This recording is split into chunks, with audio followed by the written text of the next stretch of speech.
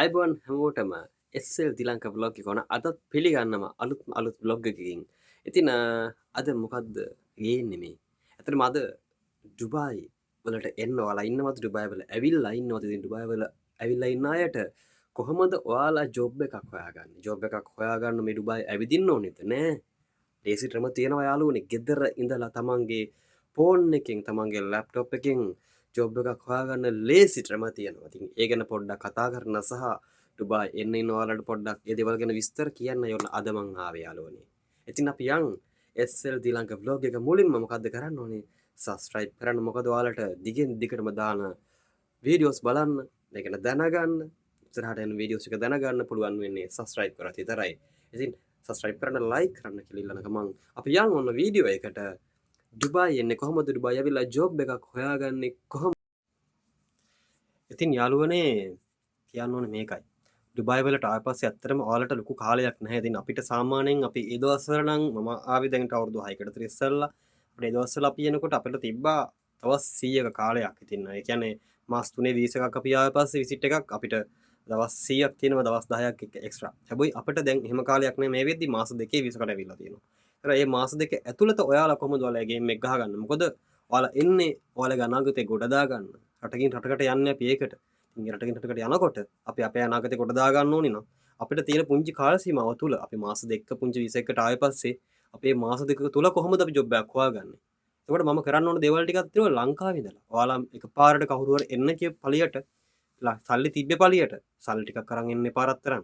ඔයාලා මෙහෙට ආවේ පස්සේ ඔයා මොකද්ද කරන්නේ? ඉස්සෙල්ලා කරන්න ඕනි දේ ඉතුරු ටික හදා ගන්න ඕනේ. ඒ කියන්නේ ඔයාලගේ ක්වොලිෆිකේෂන් ටික, ඔයාලගේ අත්දැකීම්, ඔයාලා ගන්න ඕනේ එක්ස්පීරියන්ස් ටික. ඔයාලා හදාගෙන තමයි මෙහෙට එන්න ඕනේ. එහෙම නැතුව එන්න එපා, ඔයාලා අසරණ වෙනවා අනිවාර්යෙන්. ඉතින් ඔයාලට අවශ්‍ය ඔයාලා එන මොන වෘත්තියක් සඳහාද? ඔයාලා හවුස්මේඩ් වෙන්න පුළුවන්, ටීචින් වෙන්න පුළුවන්, මොනවා හරි වෙන අංශ වලින් ඒ හැම දෙයකම ඔයාලා සර්ටිෆිකේට් හදා ගන්න, එක්ස්පීරියන්ස් හදා ගන්න, ඒ ලෙටර්ස් හදා ගන්න. ඒවා හදාගෙන ඔයාලා අත්දැකීම් වලින් සම්පූර්ණ වූ, ඒ නොලෙජ් එකකින් සම්පූර්ණ වූ පුජ්‍යලෙක් විදිහට රටකින් රටකට බහින්න. අන්න එතකොට ඔබ මෙතන ඔබ මානසික වැටෙන්නේ නැත. මොකද ඔයා කොහොමද ඉන්ටර්විව් එකක් පේස් කරගන්නේ? ඔයාට යම්කිසි භාෂාවක් පුළුවන්ද? ඔයාට හින්දි, ඉංග්‍රීසි කියන දේ ඩුබායි වල විශේෂයෙන් වැදගත්. පුළුවන් නම් ඔයාලා ජපන් යන්න, කොරියන් යන්න මේ දවස්වල කට්ටිය ක්ලාස් එකම හොගාලා. ඇයි ඒ හේතුව?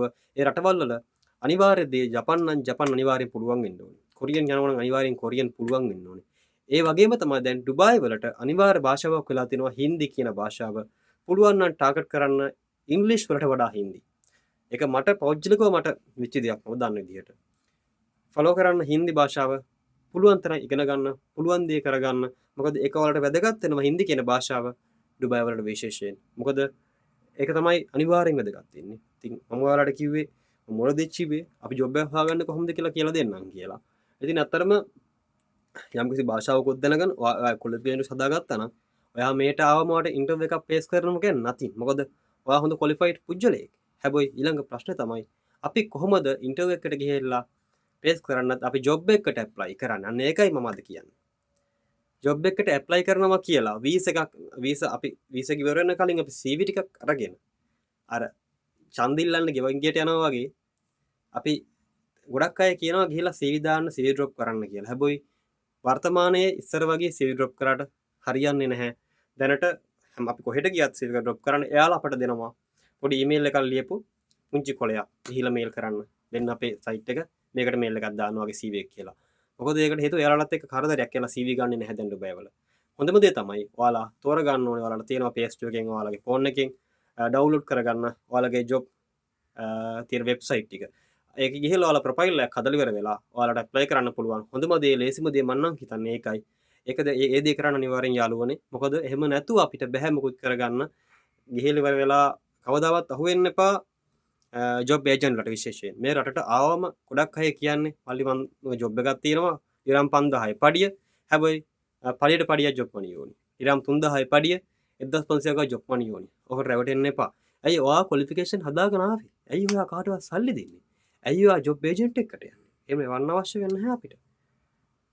ඉතින් ඔයාට ලෙජ් එකක් තියෙනවා නම්, ඔයාට ෆෝන් එකක් තියෙනවා නම් යන්න අනිවාර්යෙන්. මම දානවා ඔයාට. ඔයාට දැන් තිරේ දිස් වෙයි.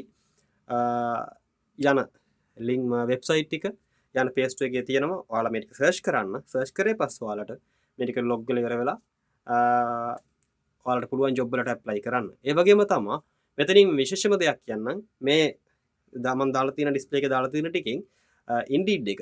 ඒක මට අනිවාර්යෙන් කියන්න පුළුවන් Indeed කියන එක ගිහිල්ලා Indeed job search එකට යන්න. ඒක ගිහිල්ලා Google එකෙත් පුළුවන්. නැතිනම් ඔයා app එක ගන්න Indeed එක Play Store එකේ. හරිම ලේසි. Indeed app එක ගත්ත පස්සේ ඒකට ගිහිල්ලා ඔයා ප්‍රොෆයිල් එකක් හදාගන්න. ඇත්තට මාරු විදිහට දානවා. මේ දවස්වල දැන් තාම පටන් ගත්තේ නැහැ. ඔක්තෝබර් සාමාන්‍ය සැප්තැම්බර් ඔක්තෝබර් වලින් පටන් ගත්ත පස්සේ හොගාලා ජොබ් දානවා. ගොඩක් දුර බැරිස්ටර් වලට වේටර්ස්ලා කොමිස්ලා HFලා මාරු විදිහට වැටෙනවා ජොබ් වලට. ඉතින් සාමාන්‍යයෙන් ඒ වේකට ඔයාලට සාමාන්‍යයෙන් වේට කෙනෙකුට පඩිය 2500 2200 3000 ඔය අතරතුර ඔයාලට ගන්න පුළුවන් පඩියකට ජොබ් එකට ඇප්ලයි කරන්න පුළුවන්. අනිවාර්යෙන් Indeed එක මට අනිවාර්යෙන් කියන්න පුළුවන් විශ්වාසනීයව. හැබැයි ඒකෙත් ඉන්නවා ජොබ් ඒජන්ට්ලාත් ඉන්නවා. හොඳට බලන්න කම්පැනිස් වල ප්‍රොෆයිල් එක චෙක් කරලා බලලා මේවා කරන්න. තව කවුරු හරි කිව්වොත් CV drop කරන්න. ඕකේ පුළුවන්. හැබැයි යන්න කලින් සර්ච් කරන්න යම් කිසි වෙබ්සයිට් එකක වේකන්සිස් තියෙන මොන රෙස්ටෝරන්ට් වලද? Right okay. ඒ රෙස්ටෝරන්ට් එකේ නම බලලා මේකේ වේකන්සිස් තියෙන මං එතනට යන්න. එතනට ගිහලා CV එකක් දුන්නොත් සමහර විට ඔයාලට පුළුවන් මේ try කරන්න. එහෙම නැතුව නිකුරුණේ ගිහිල්ලා තියෙන රෙස්ටෝරන්ට් CV දීලා ඔයාගේ කාලය ඔයාගේ CV එකක් ගහන්න යන පුංචි 725 ඒ කියන්නේ මෙහෙ වෙලා ඩිරම් එකක් වේදම් කරන එකත් ඔයාට බඩගින්නට චායි එකක් හරි බොන්න කෝල්ලකට වටින්න පුළුවන්. මොකද මම ඔම්ලට් පරාට එක කාලා චායි එක බීලත් අපි ගියපු කාලා තිබ්බා. ඒකින්ද යාළුවනේ හොඳම දේ තමයි ඇප්ලයි කරන්න ඔන්ලයින් ඇප්ලයි කළා මම ඔයාලට කිව්වා වගේ ඉස්සෙල්ලා මම ඩිස්ප්ලේ එකක් දැම්මා. ආයෙත් දාන්නම් ඩිස්ප්ලේ එකේ සැරෙන් සැරේට මේ තියෙන වෙබ්සයිට් වලට යන්න Indeed LinkedIn මේ දේවල් වලට ගිහිල්ලා ඔයාලගේ ප්‍රොෆයිල් එක ලස්සනට ෆිල් කරලා ඔයාලට ජොබ් එකකට යන්න. ඉතින් හැමෝටම සුබපතනවා. ඊළඟ vlog එකකින් ඔන්න SL දිලංක vlog එක අපි අනිවාර්යෙන් තවත් ලස්සන වීඩියෝ එකක් කොහොමද මේ ඩුබායි වල විවිධ වෙනස් වීම් ඩුබායි වලට ඔයාලා එන්නේ කොහොමද කොහොමද වීසා හදාගන්නේ මේ දේවල් ගැන විශේෂ දේවල් ගැන ඔයාලට ඉස්සර කතා කරන්න පුළුවන්. කතා කරන්න බලාපොරොත්තු වෙනවා. ඉතින් හැමෝටම සුබපතනවා ජයන් වේවා කියලා. ඉතින් නැවතත් කියන්නේ SL දිලංක vlog ඔන්න subscribe කරන්න, like කරන්න, share කරන්න, comment කරන්න. හැමෝටම ජය වේවා.